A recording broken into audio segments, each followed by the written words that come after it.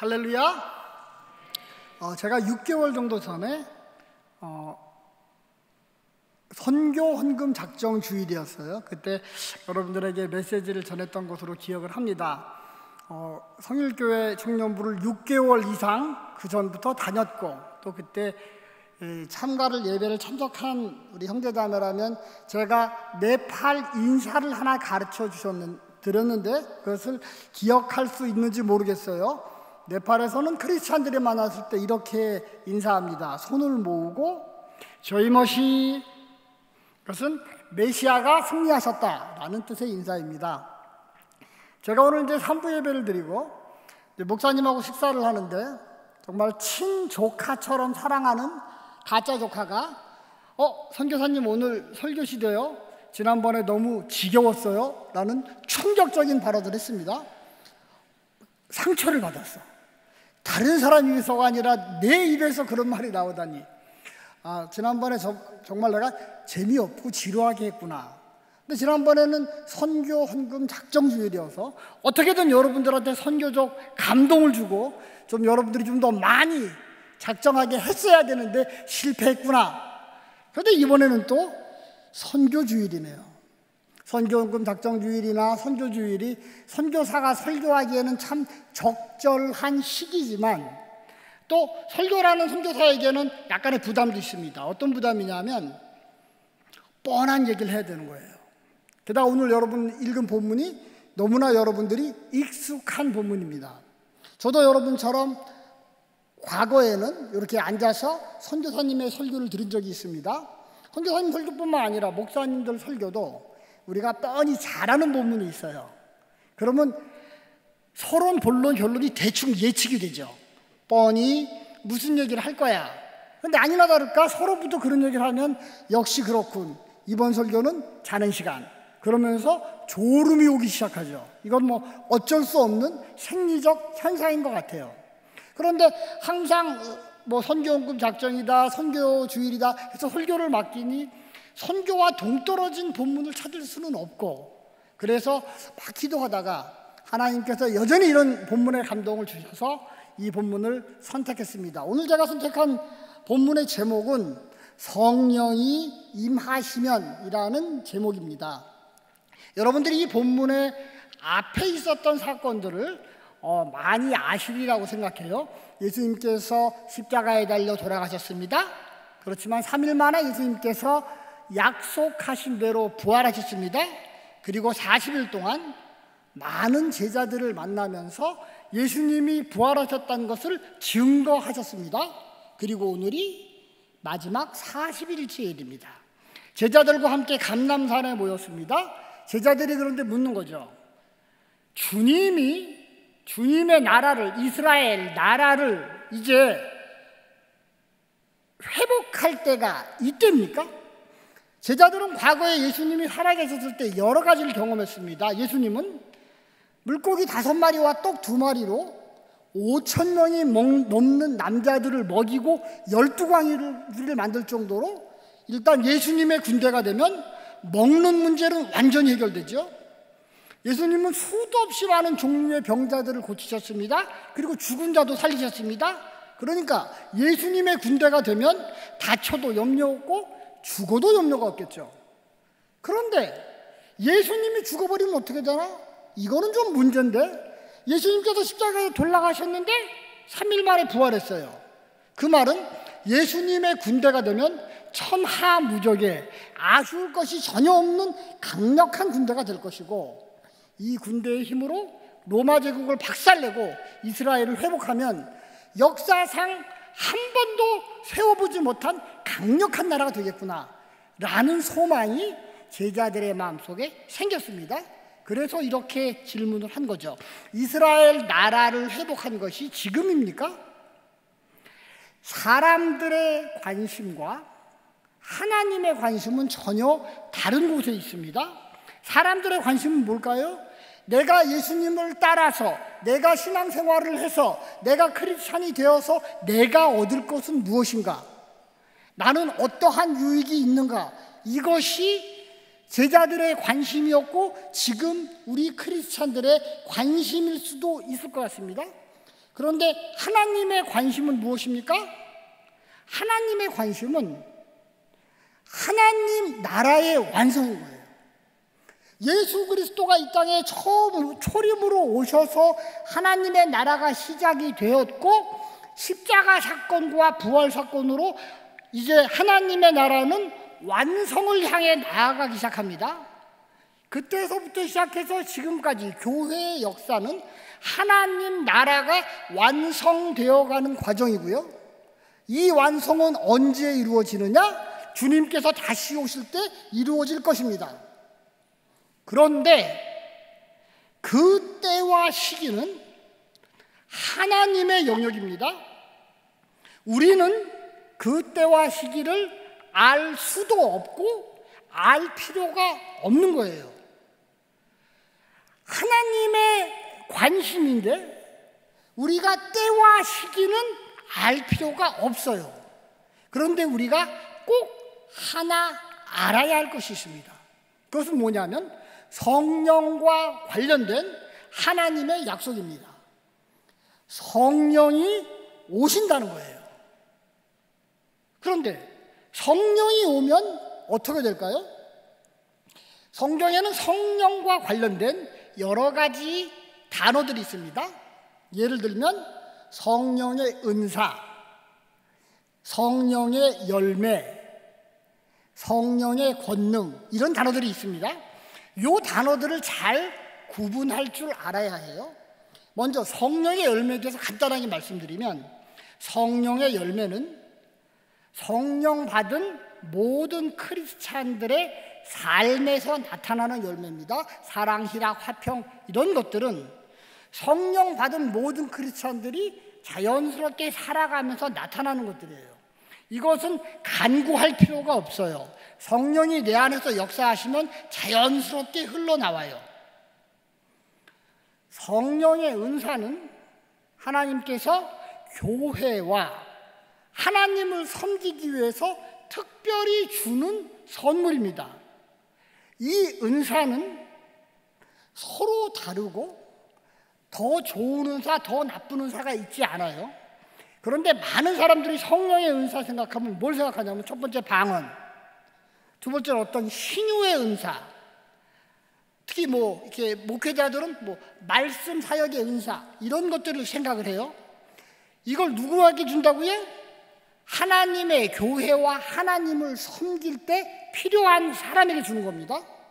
그렇기 때문에 우리 모두가 하나님 성령의 은사를 사모해야 하지만, 내가 섬기는 영역에서 거기에 합당한 은사를 주십니다. 그래서 은사는 서로 다르고 비교하면 안 되는 거예요. 그런데 오늘 본문은 무슨 얘기를 하냐면 성령의 권능이라는 얘기를 합니다. 이 권능은 우리가 복음 전파하는 것과 매우 밀접한 관계가 있습니다. 복음을 전할 때 필요한 것이 성령의 권능인 거예요. 오늘 본문이 무슨 얘기를 합니까? 성령이 임하면 우리가 권능을 받게 된다는 겁니다. 제가 이 설교를 준비할 때 갑자기 어떤 다른 목사님께서 하는 설교를 듣게 됐어요. 같은 유사한 본문을 이분이 설교하셨어요. 이분이 한국계 미국인이시고 미국 침례교단 목사님이신데 굉장히 젊고 샤프해서 한국 분들이 굉장히 잘하는 아주 유명하신 목사님이세요. 근데 이제 그분이 어떤 말씀을 하셨냐면, 이분이 사도행전 1장 4절과 1장 8절의 말씀을 연결해서 이런 말씀을 하셨습니다. 사도행전 1장 4절 한번 띄워주시겠습니까? 한번 우리가 읽어볼까요?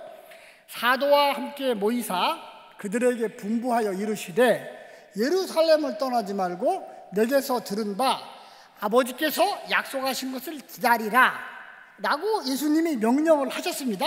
그래서 지금 사도들은 예루살렘에 기다리고 있는 것이죠. 1장 8절의 마지막 말씀이 성령이 임하시면 너희가 권능을 받을 것이다.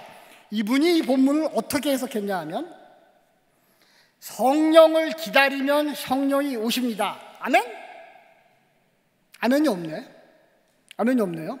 성령을 우리가 간절히 기다리면 성령이 오세요. 아멘? 생각해 보는 거죠. 이 말이 맞나 틀리나 생각해 보는 거예요. 그래서 아까보다 커져. 다시 한번 얘기하겠습니다. 우리가 성령을 간절히 사모하면 성령이 오십니다. 아멘? 더 작아졌네요. 이 말은 그때는 맞고 지금은 아니다입니다. 그때와 지금은 달라요. 그때는 아직 제자들이 성령을 받지 못했어요. 지금 우리는 성령을 받았습니까? 여러분도 성령 받으셨나요? 어떻게 알죠? 방언에서 신유의 은사를 발휘해서 우리가 성령 받은 것을 어떻게 알 수 있습니까? 고린도전서 12장 3절에서 이렇게 얘기하고 있습니다. 같이 한번 읽어볼까요? 그러므로 내가 너희에게 알리노니 하나님의 영으로 말하는 자는 누구든지 예수를 저주할 자라 하지 아니하고 또 성령으로 아니하고는 누구든지 예수를 주시라 할 수 없느니라. 노란 부분만 한번 더 읽겠습니다. 성령으로 아니하고는 누구든지 예수를 주시라 할 수 없느니라. 예수님은 당신의 주인이십니까? 아멘을 반 정도만 하네요. 이분들만 성령 받은 사람들인 겁니다. 이게 아멘이 안 나오면 안 나올 수 있어요. 아직 성령이 임하지 않으셔서 그래요. 이분은 지금 성령이 오시기를 기도해야 되고요. 내가 성령을 나는 예수님 믿는다고 치면 여기서 아멘을 크게 하셔야 됩니다. 여러분들은 예수님이 여러분들의 구주이십니까? 이 사람들은 이미 성령을 받은 사람입니다. 그럼 그분들에게 다시 묻겠습니까? 여러분들은 권능이 충만합니까? 갑자기 아멘이 줄어들죠. 헷갈리거든. 내가 분명히 예수님은 나의 주님이 맞아. 그거는 확실히 믿어. 그런데 저기 권능이 도대체 무슨 소리야? 이 권능으로 번역된 듀나미스란 단어에서 다이나마이트가 나왔다. 이런 얘기 많이 들어보셨죠? 굉장히 강력한 파워입니다. 성령이 내게 임하면 나는 예수를 주라 시인하게 되는데 동시에 다이나마이트 같이 터질 것 같은 폭발력을 얻는다는 거예요. 어디서 폭발하냐 하면 믿지 않는 사람을 볼 때 견딜 수가 없어. 이 사람에게 복음을 증거하기 위해서 견딜 수 없는 그런 마음들이 생기는데 나는 안 그런 것 같은데. 게다가 요즘은 남의 일에 간섭하면 굉장히 어려움을 당하죠.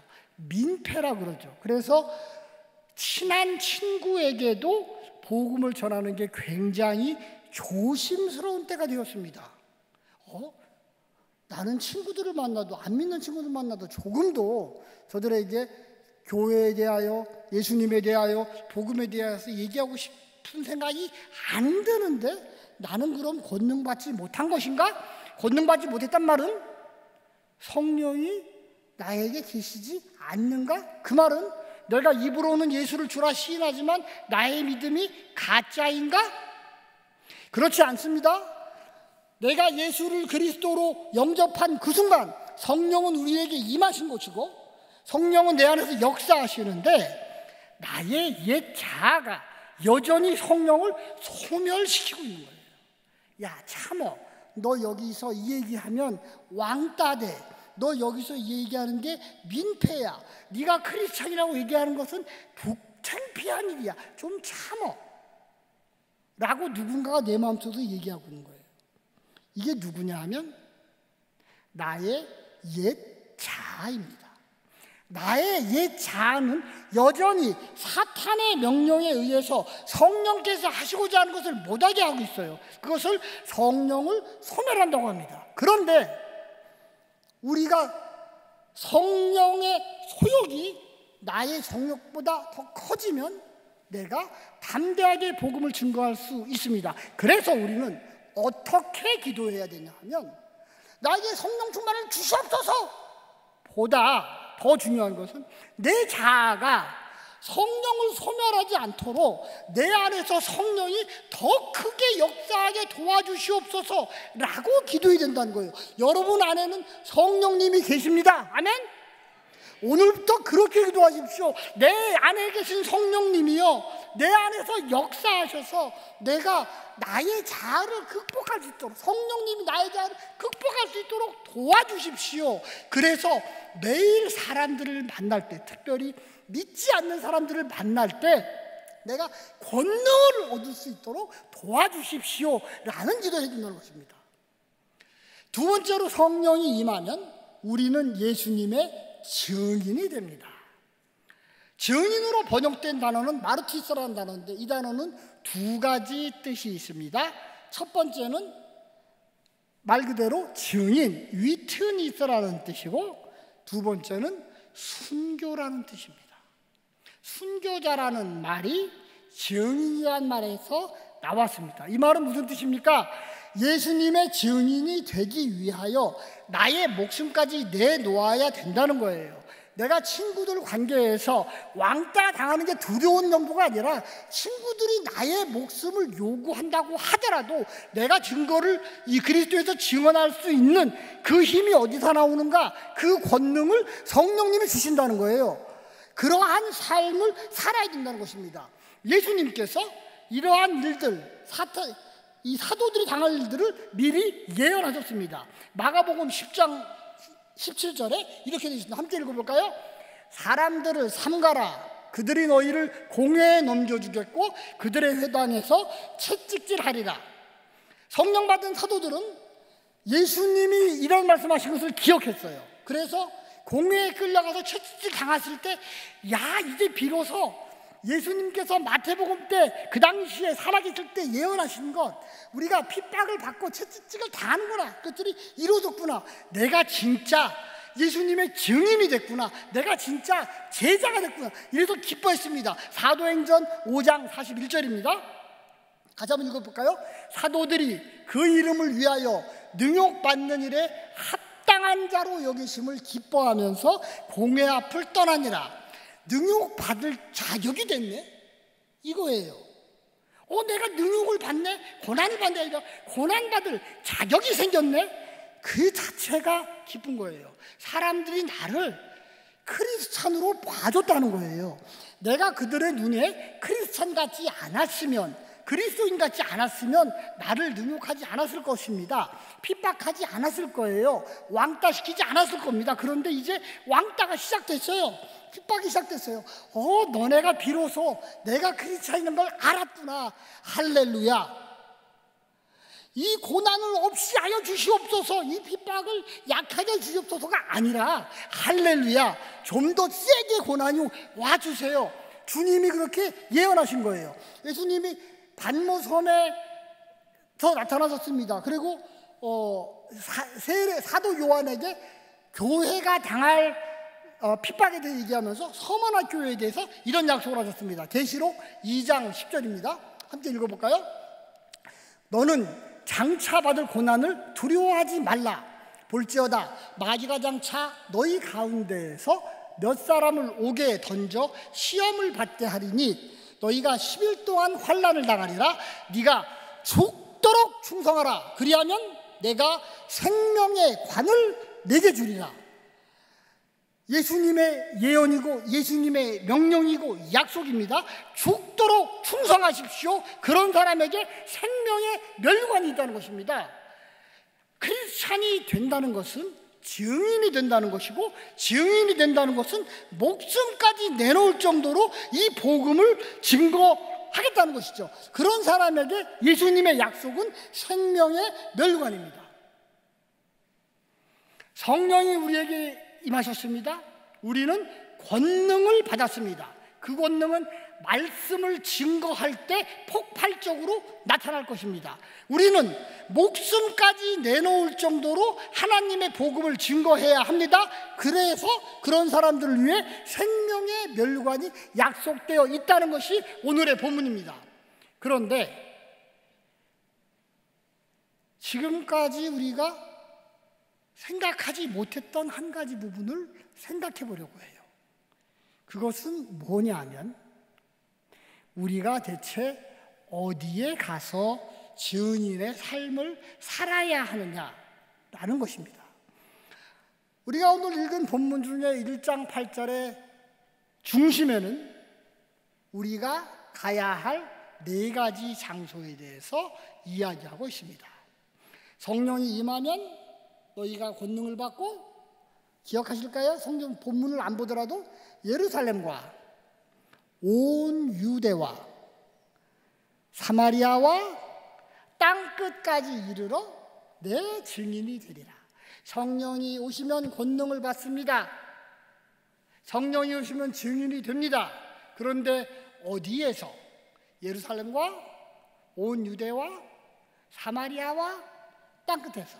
이 네 지역이 어떤 곳이냐에 대해서는 지난 2000년간 학자들이 여러 가지 학설들을 이야기해 왔습니다. 그 중에서 가장 오랫동안 지속되었고 가장 옳다고 인정받은 것은 이 복음 전파가 지역적으로 순차적으로 진행될 것이다 라는 해석이었습니다. 실제로 사도행전이 그런 순서에 의해서 기록되었습니다. 초대교회는 예루살렘에서 시작되었습니다. 예수님께서 1장 8절의 말씀을 하시고 승천하신 후에 제자들은 예수님의 명령대로 예루살렘을 떠나지 않았고 계속 기도했습니다. 예수님이 부활한 날로부터 오순절까지의 기간은 50일인데 예수님은 40일 동안 이 땅에 계셨기 때문에 사실 제자들이 집중적으로 기도한 시간은 열흘 정도입니다. 그래서 얼마 안 있어 성령이 이를 것을 약속하신 거고요. 열흘째 기도해서 오순절이 되었을 때 성령이 불같이 임했는데 제자들은 말씀을 전할 수 있는 특별한 은사를 받고 베드로가 어떤 말을 했든지 간에 듣는 사람에게 로마 사람은 로마의 말로 또 다른 나라 사람은 다른 나라의 말로 들은 놀라운 역사로 교회가 폭발적으로 부흥하게 되었습니다. 그 시절이 3장, 4장, 5장의 시절이 예루살렘 교회 시절입니다. 그런데 스데반이 순교를 하면서 교회가 핍박을 받게 됐고 원하지 않았는데 교회가 흩어질 수밖에 없는 상황이 됐어요. 흩어진 사람 중에 어떤 사람은 유대의 각 지방으로, 어떤 사람은 사마리아까지. 그 대표적인 인물이 빌립, 전도자 빌립이라는 분이 사마리아에 가서도 복음을 전하고 광야에 가서 이디오피아 4세계도 복음을 전하는 시절이 왔습니다. 사마리아의 많은 사람들이 예수님을 믿게 되니까 아직 예루살렘에 있던 베드로와 요한이 가서 세례를 주고 또 사마리아 교회가 부흥하게 됩니다. 온 유대와 사마리아가 부흥하는 그 이야기들이 8장, 9장에 걸쳐서 있습니다. 그러다가 사도 바울이 사역하는 시대가 오는 거죠. 결국은 사도 바울이 회심을 하면서 사도행전의 끝부분은 복음이 로마까지 가는 것이 기록되어 있고 사도행전 29장의 삶이라는 얘기를 들어보신 분이 있으실 것 같아요. 그 이후로 2000년 동안 복음이 전 세계를 다 복음이 전해졌습니다. 그래서 예수님의 이 말씀 예루살렘과 온 유다와 사마리아와 땅끝까지는 순차적으로 복음이 확산될 것이다. 이런 해석이었습니다. 바울이 고린도에서 사역을 하다가 로마 교회에 편지를 썼습니다. 그게 로마서입니다. 오늘 아침에 목사님께서 로마서 본문으로 설교를 하셨어요. 그 편지에서 바울이 나는 서바나에 가고 싶어 이런 고백을 하게 됩니다. 로마서 15장 28절을 우리가 함께 같이 읽어보겠습니다. 그러므로 내가 이 일을 마치고 이 열매를 그들에게 확증한 후에 너희에게 들렀다가 서바나로 가리라. 여기에 세 군데 장소가 나오는데 첫 번째 뭐냐면 그들이고 두 번째는 너희이고 세 번째가 서바나입니다. 사도 바울이 지금 어떤 상황이냐 하면 고린도에서 사역을 하면서 예루살렘 교회가 경제적으로 어렵다는 얘기를 듣고 헌금을 받았어요. 선교 헌금을 받았습니다. 그 선교 헌금을 예루살렘 교회에 전해줘야 해요. 전해주고 그래서 그들은 예루살렘 교회 사람들입니다. 내가 이 헌금을, 이 열매가 헌금인데 이 헌금을 예루살렘 교회에게 주고 확증한 후에 너희는 로마입니다. 로마에 가서 너희에게 들렀다가 내가 서바나로 가리라. 서바나가 지금의 스페인입니다. 바울이 끝까지 가서 선교하고 싶었던 곳이에요. 바울은 전체 소아시아와 유럽 전체를 대상으로 선교를 했지만 그의 마음속에 야 그래도 네가 가고 싶은데 한 군데만 돼 그러면 서바나 라고 얘기했습니다. 왜 스페인에 가고 싶으실까요? 그 당시 사람에게 스페인은 세상의 끝인 거예요. 땅 끝이 어디냐면 스페인에 있는 거예요. 하나님께서 요나를 불러서 니느웨로 가서 복음을 전하라고 하는데 요나가 도망가려고 했던 데가 스페인입니다. 왜? 거기가 땅 끝이니까. 그 이후에는 바다가 있고 사람들이 살지 않으니까. 사도 바울이 서바나에 가고 싶다는 얘기는 뭐냐 하면 나는 땅끝 가서 복음을 전하겠어 이런 의도였고, 사도 바울이 왜 땅끝에 가고 싶었을까요? 땅끝까지 복음이 전해져야 예수님이 오시니까. 예수님이 빨리 오셔야 이 힘든 삶이 끝나니까. 그래서 사도 바울은 계속 땅끝 선교를 준비하고 있었습니다. 정작 스페인의 복음이 전해지고 나니 유럽인들이 발견을 한 거죠. 대서양을 넘어가면 또 다른 땅이 있다. 콜럼버스가 신대륙을 발견했습니다.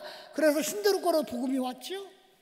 그리고 태평양을 건너서 다시 아시아로 복음이 왔습니다. 중국의 복음이 전해지고 아시아의 복음이 전해졌습니다. 땅끝이 여전히 도달을 안 하는 거예요. 복음이 계속 서쪽으로 움직입니다. 이것을 복음의 선교의 서진 정책, 서쪽으로 나가는 정책이라고 하는데, 어떤 사람은 이렇게 믿습니다. 결국 지구는 둥그니까 자꾸 걸어 나가서 온 세상 어린이들 다 만나고 출발한 곳으로 오겠네? 거기가 땅끝일까? 그래서 예루살렘에 다시 복음이 도착하면 땅끝까지 복음이 전해진 것이고, 이때가 우리 주님이 올 때인가? 이게 백투 예루살렘 운동입니다. 어떤 사람들은 내가 미리 가 있을게, 그래서 이미 예루살렘에 들어가 있는 선교사들도 있습니다. 정말 예루살렘까지 복음이 오면 예수님이 오실까요? 사람들이 이것에서 회의를 갖기 시작했습니다. 중국어 성경을 보면 땅끝을 사극이라고 표현합니다. 4개의 극이 있다. 남극과 북극, 옛날 중국 사람이 있습니다. 동극도 있고 서극도 있어서 땅의 끄트머리가 있다고 생각을 했어요. 실제 남극과 북극은 있는데 동극은 없잖아요. 서극도 없잖아요. 그래서 중국의 신학자들이 이 부분을 막 연구하다가 4가지 극한 지역을 찾아냈습니다. 남극 그대로고요, 북극 그대로인데 또 하나가 고산, 너무 높아서 갈 수 없는 고산, 히말라야. 또 하나가 태평양에 수도 없이 깔린 섬들, 배 타고 한참 가야 겨우 복음 듣는 섬들. 요 4개가 땅의 사극이야. 여기 도착하면, 복음이 도착하면 이제 온 세상이 복음을 듣게 되고 그때 예수님이 오실 거야. 그래서 여전히 히말라야 운동을 사역을 하는 분들도 계시고 섬에서도 사역을 합니다. 과연 그럴까요? 우리가 이 본문은 헬라어 본문을 잘 연구해야 돼요. 제가 헬라어 본문을 보여드렸는데 혹시 볼 수 있을까요? 다 읽을 필요 없이 이게 한국말로 지역하면 이렇습니다. 엔테 예루살렘에서, 그리고 모든 유대에서, 그리고 모든 사마리아에서, 그리고 땅의 끝에서. 빨간색으로 표시된 게 카이라는 뜻인데 이것은 영어로 번역하면 and입니다. 그리고 and를 좀 세게 번역하면 심지어, 이렇게도 번역이 가능합니다. 만약에 심지어로 번역을 맨 마지막 것만 쓰면 이런 식의 번역도 가능합니다. 예루살렘과 온 유대와 사마리아와 심지어는 땅끝까지. 이렇게 말씀을 하셨는데 성경학자들은 이것을 보고서 어떻게 해석하냐 하면 처음에 예루살렘에서, 그 다음에 유다에서, 그 다음에 사마리아에서, 마지막은 땅끝에서. 우리는 지금 예루살렘의 복음이 시작해서 유다와 사마리아 끝나고 땅끝으로 있는 과정 중에 있는 거예요. 복음이 어쨌든 한국까지 오고 우리가 이렇게 예수님 믿는 건 땅끝 복음 시대에 있는데, 우리가 할 수 있는 거라고는, 그러면 우리는 땅끝 선교를 하면 되겠네요. 그런데 땅끝이 어디인지 명확하지 않다는 거예요. 학자들마다 서로 다른 얘기들을 하지만 땅끝은 어디야? 라고 자신 있게 얘기할 사람이 없다는 거예요. 그러니까 아무데나 눈에 띄는 대로 상황에 따라 한다는 거예요. 집중이 안 되는 거예요. 그러니까 이제 새로운 선교 이론들이 막 나옵니다. 뭐 미전도 방언 정도는 필요하다 막 나오는데 미전도 방법이 찾으면 찾을수록 계속 늘어나요. 끝이 안 나는 거예요. 우리가 이 선교를 완성해야 되는데 어려운 해석이 된다는 겁니다. 이 본문을 또 다르게 해석할 수 있습니다. 이것은 복음 전파가 동시다발적으로 진행될 것이다. 그런데 역할이 분배될 것이다. 이렇게 해석할 수 있습니다. 이건 무슨 말이냐면 어떤 사람은 예루살렘에서 복음을 전하고 어떤 사람은 유대에 가서 전하고 어떤 사람은 사마리아 가고 어떤 사람은 땅끝을 가는 겁니다. 그래서 각자가 열심히 복음을 전하면 언젠가는 모든 사람이 복음을 듣게 될 거라는 거예요. 그러다 보니 예루살렘과 유다와 사마리아 등등이 실제적인 지명이 아니라 영적인 의미가 부여되는 곳인 거예요. 예루살렘은 어떤 곳입니까? 당시에 제자들이 살던 곳입니다. 이 말은 무슨 말이냐면 어떤 사람은 자기가 사는 주변을 선도하는 거예요. 이것이 하나님이 내게 주신 미션이에요. 유다는 이들 모두가 유대인입니다. 문화권이 같아요. 동일 문화권에 있는 사람들입니다. 무슨 말이냐면 코리아는 코리아에서가 되는 거예요. 사마리아는 같은 팔레스타인의 한 지방이지만 유대인들과는 원수지간입니다. 그러니까 이 적용을 어떻게 하느냐? 한국은 적용하기 너무 좋아요. 남한과 북한. 혹 과거에는 70년대 이런 이야기도 했습니다. 영남과 호남. 서로 사이가 안 좋은. 지금 현대는 또 이렇게도 되겠죠? 뭐 소위 말하는 진보와 보수. 내가 정말 싫어하는 사람들. 그런데 그 사람들도 복음이 필요하니 나는 나와 생각이 다르고 세계관이 다르고 가치가 다른 그 사람들에게 가서 복음을 전하겠어.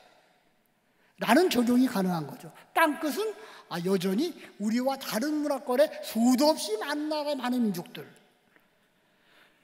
굉장히 앞 해석보다 지역적 해석보다 훨씬 적용이 쉽고 훨씬 더 하기 좋다는 거죠. 그런데 이 해석에 한 가지 오류가 있습니다. 어떤 오류냐면 그러니까 각자 자기 할 일 잘하면 되잖아. 목사님은 목사님 일 잘하고 나는 평신도로서 내가 할 부분 잘하고 외국 선교사님 보냈으니까 선교사님이 잘하시면 각자 잘하면 이제 복음이 다 편만하게 전해질 거잖아요. 다른 사람의 일은 난 몰라요. 나는 내 일만 잘하겠어요. 나는 내 친구들 전도하는 것만 하겠어요. 나는 내 가족 전도만 하겠어요. 나는 이 지역에서만 하겠어요. 다른 지역 일은 내가 신경 쓰지 않겠어요. 왜냐하면 하나님께서 나에게 이런 감동을 주시지 않았어요. 라고 오해할 수 있다는 겁니다.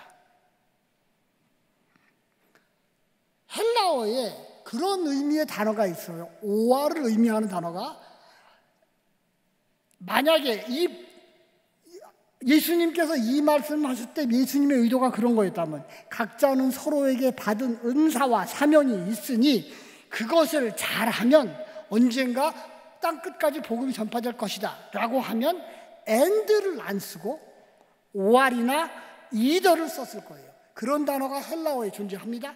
그런데 여전히 단어는 and를 썼어요. 그래서 이 본문이 해석하기 어려운 본문인 거예요. 제가 이 본문을 가지고 기도하는 중에 하나님께서 저에게 특별한 감동을 주셨습니다. 제가 받은 감동은 이것은 지역적인 것도 아니고 또 영역의 구분이 아니라 한 개인이 임할 수 있는 네 가지 선교적 상황이다라는 거예요. 모든 크리스찬들은 네 가지 영역에서 복음을 전해야 된다는 거예요. 첫 번째는 나의 예루살렘적 영역, 나와 같이 사는 사람들입니다. 나의 가족들이고 나의 친구들이고 나의 회사 동료들입니다. 여러분들의 모든 온 가족이 예수님을 믿으시나요? 혹시 부모님이 안 믿는 형제자매들은 없나요? 혹시 여러분들의 친구들 중에 예수님을 믿지 않는 친구들이 있지는 않은가요? 여러분들이 일하는 직장은 어떻습니까? 100% 크리스찬으로 가득 차 있습니까? 그렇지 않을 겁니다. 그 사람에게는 그 사람이 예루살렘인 거예요. 어떤 때는 이 예루살렘을 위해서, 예루살렘에 거하는, 내 주변에 거하는 사람을 위해서 복음을 증거해야 될 때가 있다는 겁니다. 그리고 또 어떨 땐 보다 확대된 같은 문화권에서 알고 보니까는 우리가 동문이었네요. 알고 보니까 우리가 같은 지역에 있었네요. 같은 학교 출신이에요. 자연스럽게 만나게 된 사람에게 복음을 증거할 수 있다는 겁니다. 이것이 유대 선교가 될 것입니다. 어떤 때는 정말 꼴보기 싫은 사람이라도 내 영혼에서 성령께서 내 마음을 감동시키면 그 사람에게 복음을 증거할 수 있는 상황이 옵니다. 이것이 사마리아 선교입니다. 이러한 사람에게 땅끝은 무엇일까요? 땅끝은 범위가 너무나 많습니다. 그런데 교회가 지정해서 몇 군데 선교를 시작을 했습니다. 성일교회가 맡아야 될 영역들은 엄청 많겠지만 한 교회가 모두 다 맡을 수 없기 때문에 몇 나라에는 사람을 직접 보내서 파송 선교사를 보내서 사역을 하게 했고, 어떤 나라에서는 직접 보내지 않았다고 하더라도 간접적 협력을 하려고 협력 선교사들을 또 파송했습니다. 성일교회 파송 선교사들이 네팔, 필리핀, 베트남 그리고 중국에도 있습니다. 협력 선교사들은 북한, 프랑스, 몰도바, 인도네시아, 모로코, 라오스, 튀르키예 등 많은 나라들을 협력하고 있습니다. 교회가 선택했으니까 교회 일이 아니라 나는 교회의 한 구성원으로서 내가 이 선교를 위해 무엇을 할 수 있는지를 여러분들이 고민해야 된다는 거예요. 여러분들은 여러 가지 방법으로 그 선교에 함께 할 수 있습니다. 그 선교를 위해서 기도할 수 있습니다. 성일교회가 매주 금요일 사람을 바꿔가면서, 선교사님을 바꿔가면서 국가별 선교 기도회를 하고 있습니다. 여러분들이 그 기도회에 함께 할 때 잠깐의 시간을 네팔 선교를 위해, 필리핀 선교를 위해 동역자가 되고 있는 것이고요. 그리고 또 그 교회는 단기 선교라는 프로그램을 통해서 여러분들이 선교지에 직접 가서 섬길 수 있는 기회를 줍니다. 때가 되면 저는 여러분들이 네팔도 왔으면 좋겠고요, 필리핀도 가시고 중국도 갔으면 좋겠습니다. 그래서 여러분들이 파송한 선교사들이 어떻게 사역하고 있는지 직접 보고 진정으로 이 사역을 위해서 내가 함께 할 수 있는 것이 뭔지를 여러분들이 직접 경험하길 원합니다. 또 여러분들이 물질로 섬길 수 있습니다. 여러분들이 내시는 선교 헌금이 그것들이 선교 사역처럼 쓰이고 있습니다. 예루살렘과 유다와 사마리아와 땅끝이 나와 관계없는 뚝 떨어진 것이고 나는 여기서 내 할 일만 잘하면 되지가 아니라 여러분들은 매일매일의 삶에서 예루살렘 선교를 해야 됩니다. 여러분들의 가족 중에 아직도 믿지 않는 분이 계시다면 성령님 나에게 권능이 충만하게 주시옵소서. 내가 나의 부모님에게, 내가 나의 형제에게, 내가 나의 남자친구에게, 내가 나의 남편에게, 아내에게, 아이들에게 복음을 증거할 수 있는 권능을 주시옵소서. 이러한 기도가 있어야 되고요.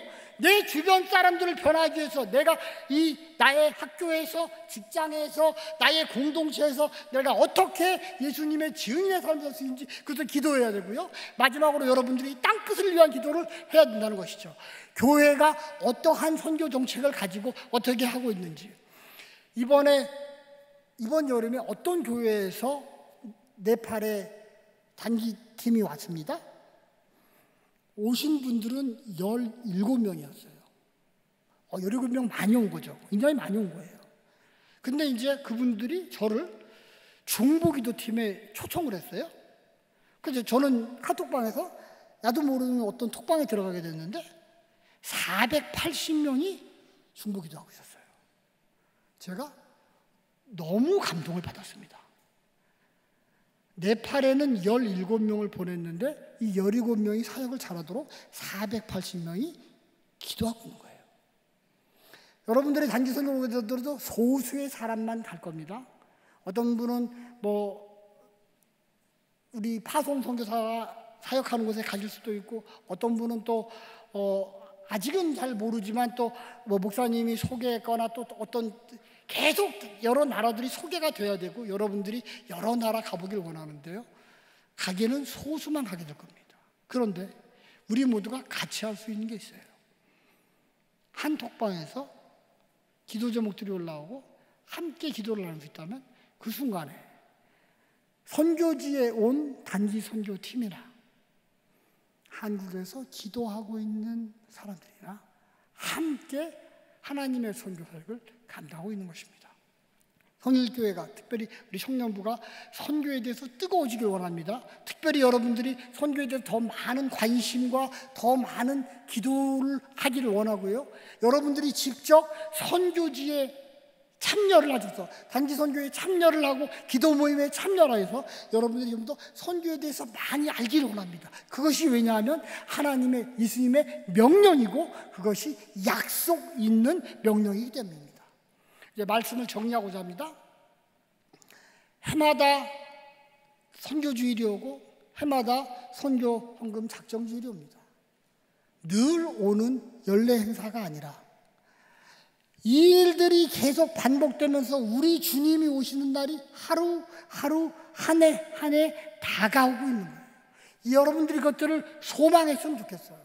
내 때에 우리 예수님이 다시 오셔서 이 땅이 정말 완전한 하나님의 나라가 완성되길 간절히 바랍니다. 이런 마음으로 선교 헌금을 하시고 또 선교주의를 기념하고 선교사를 위해서 기도하고 선교에 동참하는 여러분이 되시길 간절히 축원합니다. 여러분들 마음속에 하나님 나라에 대한 하나님 나라의 완성에 대한 비전을 갖기를 원합니다. 그냥 대충 70년, 80년 살다가 가는 세상이 아니라 여러분의 때에 마침내 예수님께서 재림하시고 그리고 우리가 완성된 하나님 나라에 들어가는 그러한 꿈들을 꾸시는 여러분들이 되길 주님의 이름으로 축원합니다.